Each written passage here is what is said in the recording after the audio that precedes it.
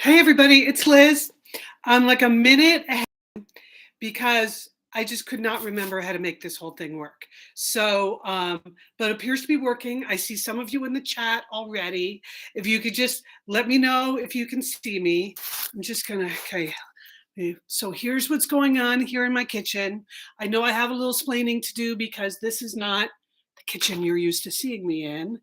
I did remember to bring my ring light um, from Santa Monica, but there are a few other things that when I'm here in Bend, Oregon, that's the big surprise. I'm here in the little kitchen in Bend, Oregon. Got a few things going on here. So okay, Monica, my sister Monica is here. Monica, good day for soup in the Pacific Northwest. You know what? I had to go to two different stores to get my supplies. And in both cases, when they saw what I was buying, the cashiers at both Market of Choice and the Good Safeway, as we call it, said, "Oh, you must be making butternut squash soup." Apparently, there's a run on butternut squash soup here in the Pac Northwest today. Perfect day to make soup. So yes, Melanie is here. Melanie, nice to see you cooking again. Here's the thing, Melanie. This is really what I've been wrestling with. A lot of cooking with Liz was kind of it was a pandemic concept. The whole thing, like what made it fun was that I was trapped home alone, as we all were, and I had to make do with whatever I had in the larder usually. Now it's a little different. So that's why I've been cooking a lot. I mean, don't get me wrong. I'm still making some of that great stuff that I learned to make during the pandemic, but I haven't been doing it live for you because it's different now. But anyway, you've never seen the inside of my kitchen here in Bend, Oregon, because the first summer, let's just call it the first pandemic summer of 2020, I was up here the whole summer and I did all of my episodes from outside of my backyard. Remember my barbecue, the little shack behind? My brother Dick and his wife Susan were there sometimes, social distancing around the thing. So, oh, good. Carol is here from Cody, Wyoming. Ellen is here. Kathy is here. Cool new set. Yeah, Kathy, I was just explaining the set. This is the little kitchen in the little bungalow in Bend, Oregon. And kitchen looks clean. Thank you, Monica. Well, you'll see when I explain what I did that I kind of did all of the food prep and then cleaned up. And now you're going to see just the most dramatic part of the soup making. So now it's 12:02. So now it's time to start the show. So here's what we're going to do. So here we are. This is Cooking with Liz, the soup edition. And I am live from Bend, Oregon. This is the first time I've done it from inside in Bend, Oregon. But it's that time of year. This is, of course, a Satellite Sisters production, as everything we do is. Remember, this whole soup edition episode came from some accusations of soup shaming on the podcast. I did not feel shamed, but I did feel challenged. So here we are. So it's a Satellite Sisters production, and the chef, that would be me, Liz Dolan. And my sous chef is here somewhere, Hooper Dolan. He just sits in the window and looks at all the animals outside going by on the street. So that's what's happening here. Monica wants to know, did I hire someone? No, actually cleaned up all by myself. Monica, thank you. So as we discussed, it was an episode of the podcast where we were talking about soup, and Julie said, "What's your favorite fall soup?" And I said butternut squash. Both Lian and Julie, in a nice way, thought they were just underwhelmed by my choice. They thought I would do something a little more, the elevated, I think is the word we use, right? Elevated is the word. So what I did is I thought, okay, well, I'm going to make some soup and I will revive Cooking with Liz, and I'll make some soup live with you. And I'll pick a butternut squash recipe that feels a little elevated. So that's what I did. Thank you to everyone who sent in. I got a lot of great recipes, really good ones. There's plenty more to make there. So now what I'm going to do is I'm going to show you the recipe that I picked. So I did put it in the website already. So, and it's in the Satellite Sisters Facebook group. So here's what I'm making. It's from the website and YouTube channel called Minimalist Baker, which I understand from some of you, that's one of your favorites. So here's what it looks like. See, curried butternut squash soup, minimalist baker. And hello, Marty. Hello, homestakers. So many people chiming in. This is great. So minimalist baker is something I had never heard of course. We are not a baking family, as we have said many times, but they have lots of other good recipes here. So curried butternut squash soup, that's what I'm doing. Now, I did most of the mise en place, a lot of the prep before you got here. I managed to have only one small injury. What are you going to do? You know, even when you're not rushing, you just can't help but stab yourself. So what I'm going to do is explain to you what I did before you got here. But then the most dramatic part is what we're going to do together. Because if you haven't seen the unboxing that I did in the Satellite Sisters Facebook group yesterday, we are going to share the debut of my newly unboxed, hang on, where did I put the box? My newly unboxed immersion blender, people. That's right. I got Crate and Barrel on the blower and I hooked myself up with an immersion blender. And you know, Monica, this is funny because remember when I first crushed my leg and you came down to take care of me? I sent you a thank you gift that was an immersion blender, right? Because you said that's what you wanted. But I never really thought I myself would own an immersion blender. That just seemed like, what would I ever need that for? But the moment I said I was making soup, all anyone kept saying is like, you're going to need an immersion blender for that. Or a Cuisinart, which I also don't have. Right, Monica, it's the best for soup. Well, we're going to see about that because I'm going to try it out today. So that's the drama of today, is really the blending part of it. So I'm just going to review the recipe with you, show you some of the ingredients that I got, and explain to you what I did before you got here. And then we're going to immerse that squash to get it soupy. So as I said yesterday, on this website, it says that this soup is creamy, flavorful, soul warming, subtly spiced, coconut infused, ding, ding, ding, simple, and perfect for chilly weather. So all what we need today. So let me just scroll down through here.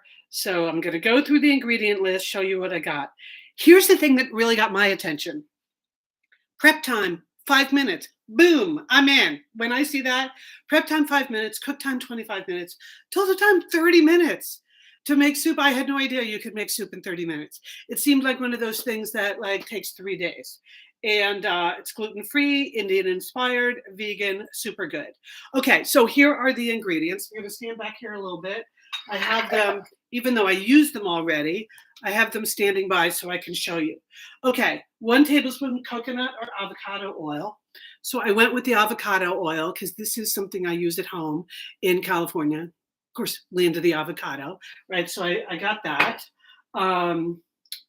2 medium shallots. No, sorry. I had onions. I went with onions. So, you know, let's admit they taste exactly the same. I don't know why.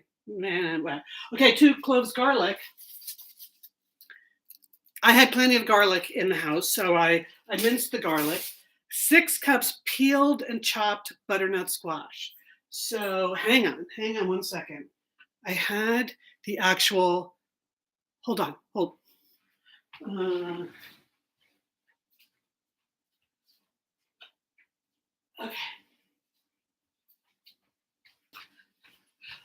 Okay, I'm back. So yeah, so check out this bad boy. So I saw the butternut squash. I put this in my cart, and then as I rounded the corner, there's a grocer there putting the containers of pre-chopped butternut squash out. So that's what I did, people. I went with the pre-diced, because really, if I injured myself just chopping the onion, can you imagine what could happen with the butternut squash? So, but I have this here, should I ever, you know, so it'll be decorative out on the front steps for Halloween, and then maybe I'll make something from it. Okay, so that was peeled and chopped butternut squash, sea salt, black pepper, got that. Then curry powder, which a lot of this, miraculously, I had here in the larder. So I had some curry powder from Trader Joe's. I had cinnamon, boom. I had that already in the larder here. Monica, maybe you bought this. Who knows? Some of the stuff in the larder here, I really don't know where it comes from. Let's see. A can of light coconut milk. So this is the light coconut milk is what you put in the soup. It's actually 2 cans you use in the soup.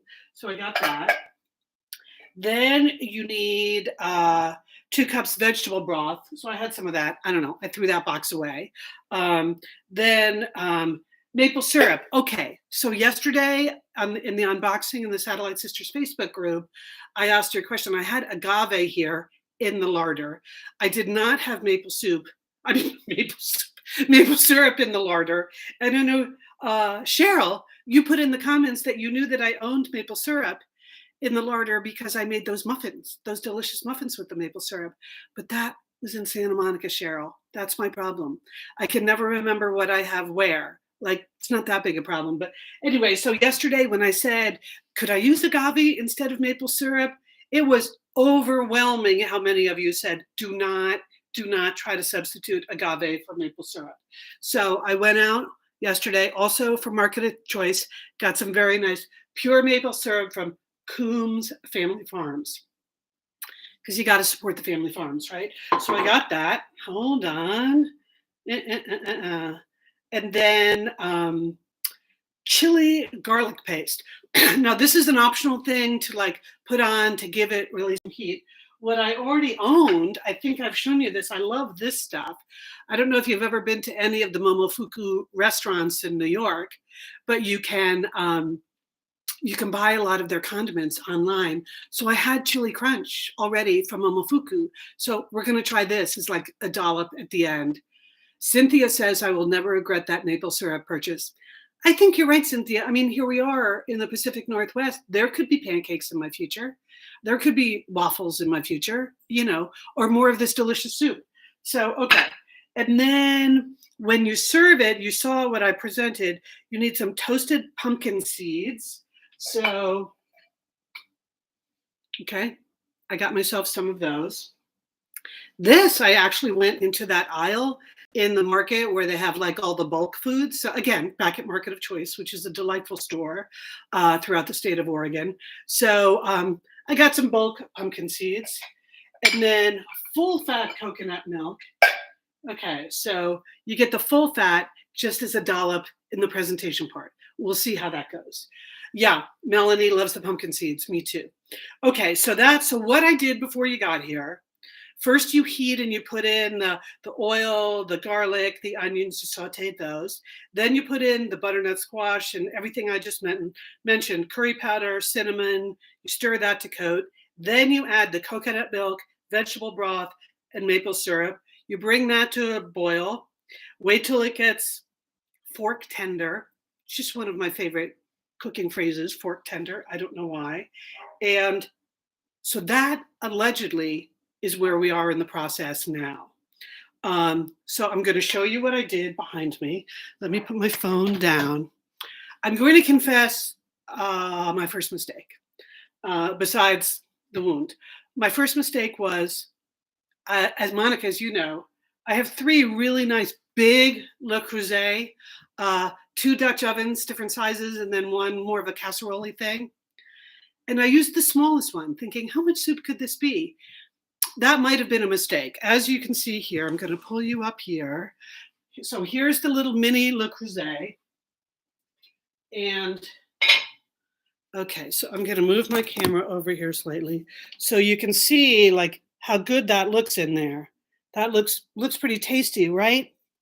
But I'm guessing with an immersion blender that maybe having the soup thing right up to the top of the pot, that was not my best choice. If I had used the bigger pot, I would have a lot more extra space. So, and Carol had noted in the Facebook group that she uses the soup pot in a deep sink before she ever uses an immersion blender because of the splashing effect. So, Carol, I should have done that, or at least or at least use like the big Dutch oven instead of the little one.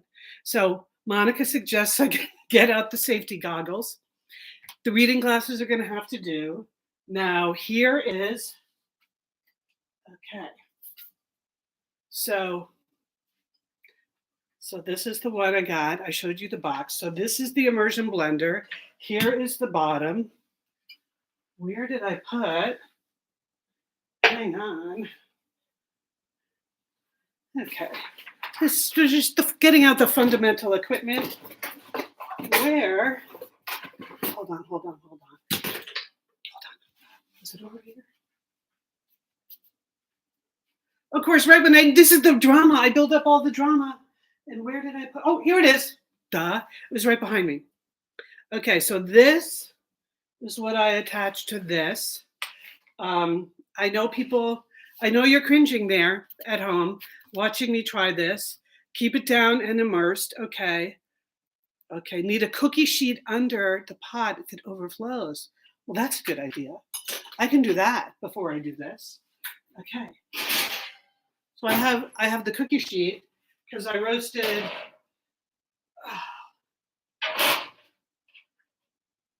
Okay. Now I'm going to see if I can get the box a little closer here, because I actually, as always, I just have my laptop on top of a cardboard box. So, okay, I have this plugged in. Okay, an apron. That's an excellent idea, Monica. I even brought my apron from home, my good apron. Thank you for reminding me. Okay. All right, look, I've got the official Cooking with Liz apron. Thank you. Okay. All right. You made the mistake of not having a big enough pot. Yeah, Melanie, I think you and I can share the word. Big pot is the way to go. Okay. So here we go. So I've got this. I'm snapping this. Okay, so this is just so much bigger than I thought it was going to be. As I commented yesterday, I seriously thought this was going to be like the size of an electric toothbrush. Okay, Leslie, suspense is building. Here we go. So I'm going to push this down here a little bit so you can see a little more. Got to make sure this is fully immersed, right? Fully immersed. Well, okay, that's not good. Okay, that was not a successful first try. Garden Poet is closing your eyes. Yeah. Okay, here we go.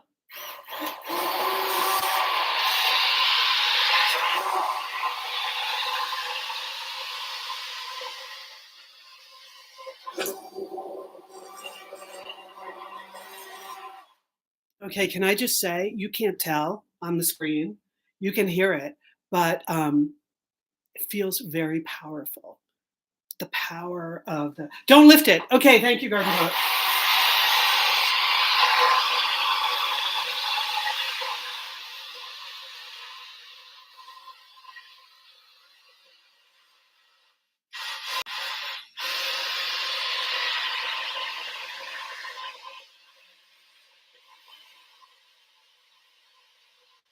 Okay, it is so satisfying. You're right, Monica. So I just would like to ask for some tips here.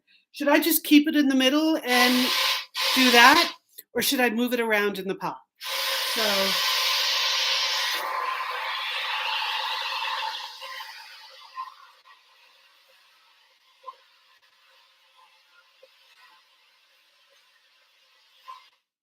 any tips on that?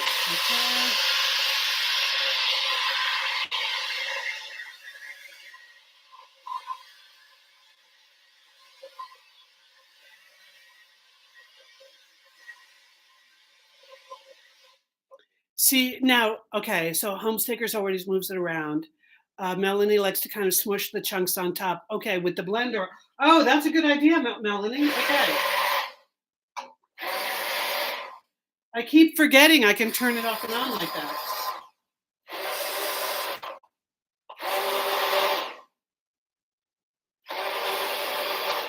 That's an excellent suggestion, because then I can really target the chunks.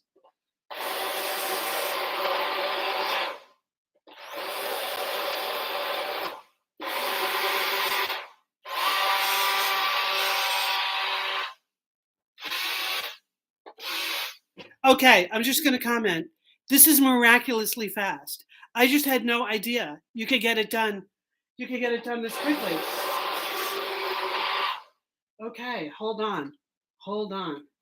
Let's just let me just share. Very impressed. Thank you. Thank you. It's thickening up. Okay. Can you see that?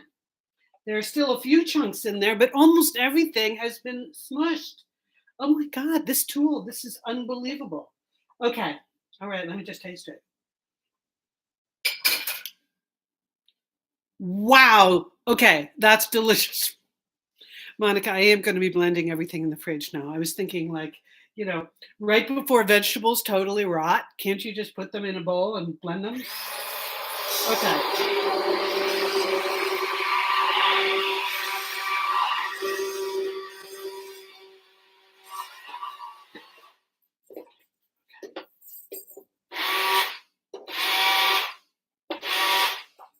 Okay, this is pretty unbelievable. I think I actually got all the chunks in there. So hang on, I'm just going to move this. I'm going to move this back a little bit so you can see the scenic kitchen instead of just the close-up. So, okay, let's see how this looks together. Like, oh, there's a little chunk. Okay, well, that chunk I'm just going to pull out for now. Look at that. Look at that. That. Okay, just going to give you a close-up. Okay, I'm going to hold my laptop with one hand and, whoops, whoa, that looks pretty good. What do you think? Oh, there's another chunk. Okay, I'll put those back in after you're gone and I will finish smushing them. Okay. Wow, wow, wow, wow. Okay, all right. Looks pretty in the blue Le Creuset too, doesn't it? Looks delicious. Okay, so now it's a good looking soup. Yep. Okay, so now the idea is to put it in a bowl and you put a little bit of the whole coconut milk in there and some of the seeds and some of the crunchy garlic. Melanie's mouth is watering, mine too, Melanie. Okay, so here I have a nice bowl. I'm just going to use a plain white bowl because the color of the soup seemed to be the most important thing. Okay, check it out. Got a ladle.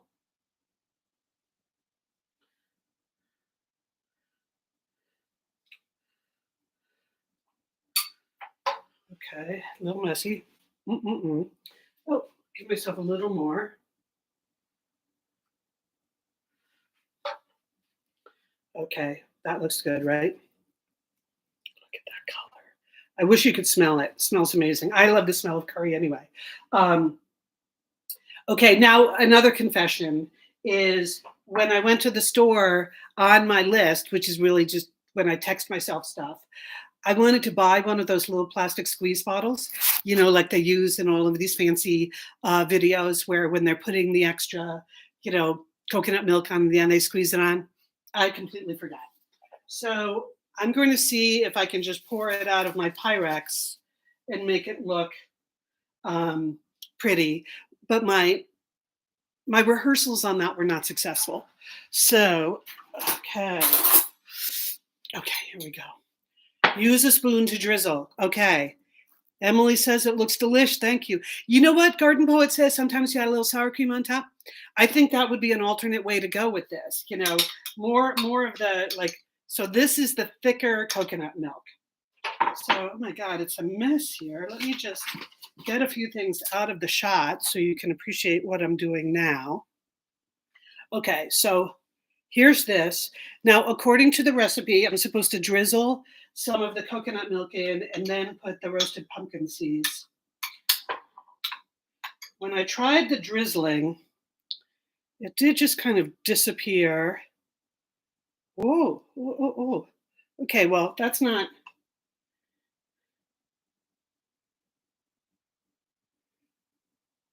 Okay, that's not a great design, but that's not bad. Yeah, light hand with the drizzle. Okay, so now we have that. And then a few of the pumpkin seeds. Okay. All right. And then one last thing, just a hit of the chili crunch. So let me get another spoon for that. Hold. Okay. Okay, so I'm just gonna, because this is super, super chili. So just a little bit of this. Whoop. So it's a little chili oil and chili crunch. Wow, I am impressing myself.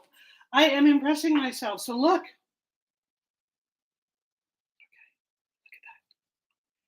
Okay. Now my drizzle could be more artistic, but overall, for a first time, I'm giving my B plus.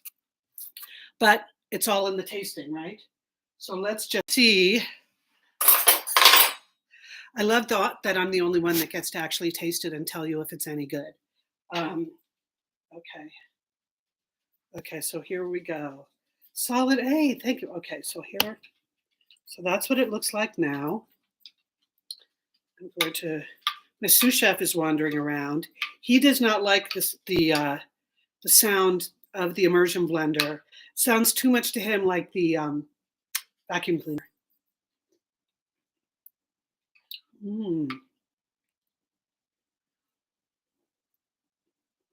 Wow. Okay. I'm going to tell you. That is super delicious.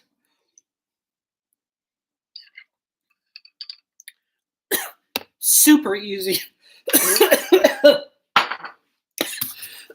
Hold on. Got a little bit too much of the chili crunch all at once. Okay. Whew. That was super easy. That was really, really easy.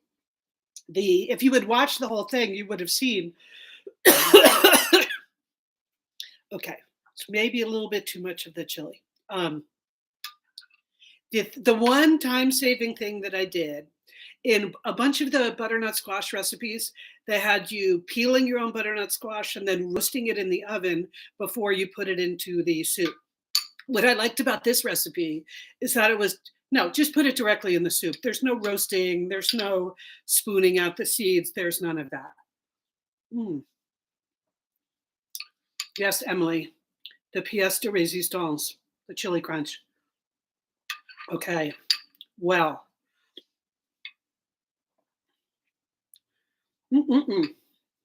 Okay, so I don't know what else to say. So this is it. It's the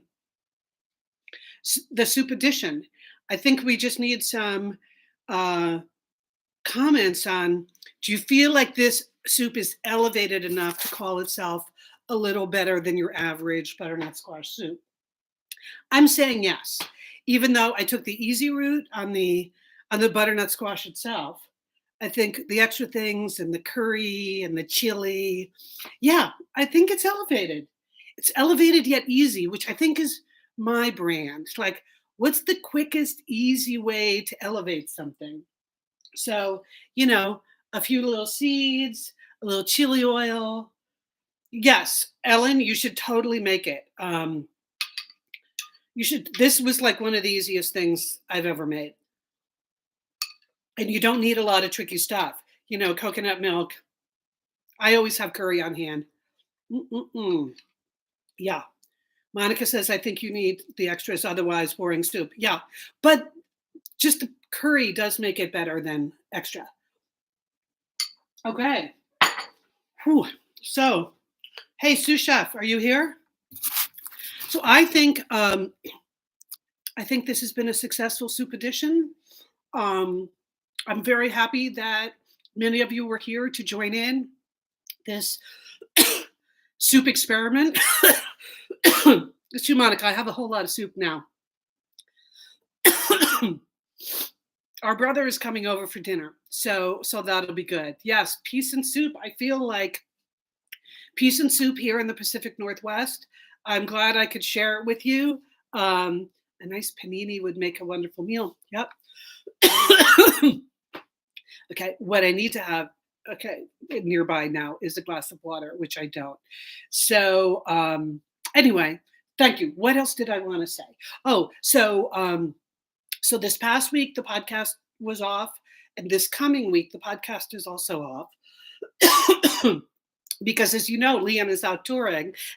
And right now, as we're doing this, is her event on Long Island. So she's out doing her thing. We'll be back a week from Tuesday, but then we are going to do another live. Remember, we did like a season ending party last year live here in the Facebook group where Lian's son made some cocktails. So we're working on scheduling that for December. So the next time you see us here on the YouTube channel, will be our season finale for 2022. So yeah, no more soup shame. It's only soup success for me. So peace and soup, people. I hope you have just a beautiful weekend wherever you are, but it's especially nice here in the Pacific Northwest, here in beautiful Bend, Oregon. Bye.